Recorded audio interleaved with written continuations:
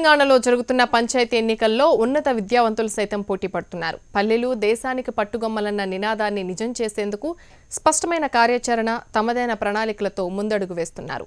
ఉన్నత చదువులు పూర్తి చేసి అత్యున్నత జీవితం అనుభవిస్తున్న వారు కూడా గ్రామాల నుంచి తమ ప్రస్థానం ప్రారంభిస్తున్నారు.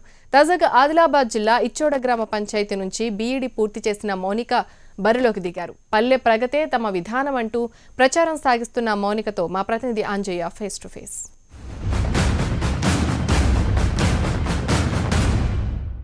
గ్రామాలు అభివృద్ధి చెందితేనే దేశం అభివృద్ధి చెందుతుంది. ఆ గ్రామాలను అభివృద్ధి చేయాలనే సంకల్పంతో ఇచ్చోడ గ్రామ పంచాయతీని అభివృద్ధి చేయాలనే సంకల్పంతో మౌనిక సర్పంచ్ అభ్యర్థిగా పోటీ చేస్తున్నారు. ఈరోజు గ్రామాన్ని ఇచ్చోడ గ్రామ పంచాయతీని ఏ విధంగా అభివృద్ధి చేస్తారనే అంశం మీద మనతో మాట్లాడడానికి నాయకుడులో ఉన్నారు. మేడం, చెప్పండి, మీరు ఎన్నికల్లో పోటీ చేయడానికి ప్రధాన కారణం ఏంటి? ప్రధాన కారణం అండి మెయిన్గా డెవలప్మెంట్. ఇప్పుడు మీరు చూస్తున్నారు కదా, ఇప్పటివరకు మీరు చూశారు ఏరియా ఎలా ఉందో. దీన్ని ఇస్లాంపుర, రంజాన్పుర అంటారు. ఇది ఒక 30-40 ఇయర్స్ నుండి ఫస్ట్ నుండి ఈ గ్రామం ఉన్నప్పటి నుండి ఉన్న ఏరియా ఇది. ఓకే, అంటే ఇప్పటికీ నా అందాజలో అయితే ఒక 7 ఎలక్షన్స్ అయిపోయి ఉంటాయి.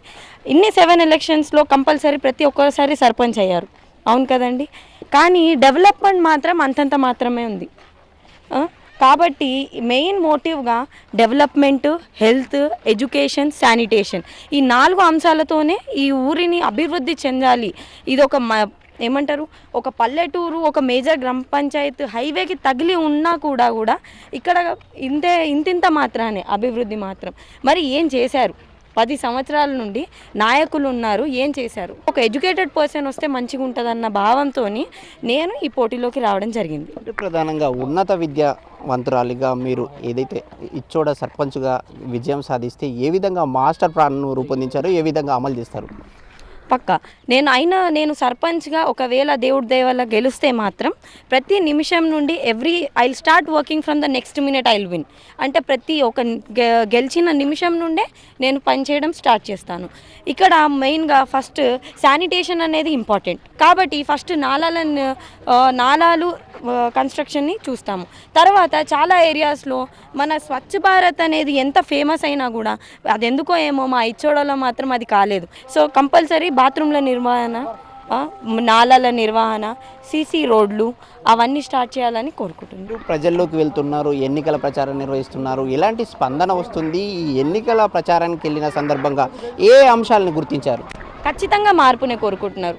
ఖచ్చితంగా ప్రతి ఒక్కరు కూడా నేను ఎంత మందిని కలిసినా కూడా ఖచ్చితంగా మార్పే కోరుకుంటున్నారు.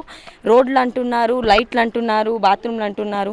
10 సంవత్సరాల నుండి ఒక సర్పంచ్ని గెలిపించడం వాళ్ళ గొప్పతనం. కానీ పాపం మా సర్పంచ్ గారు ఏం చేయలేకపోయారు.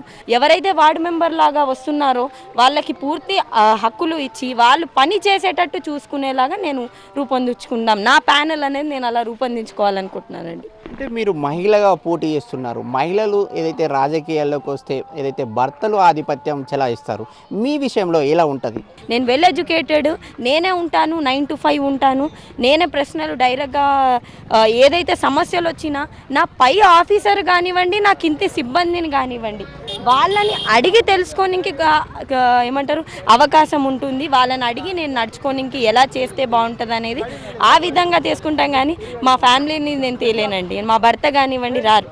అంటే మీరు విద్యావంతురాలు, ఇచ్చోడ జిల్లా కేంద్రానికి 36 కిలోమీటర్ల దూరంలో ఉంది.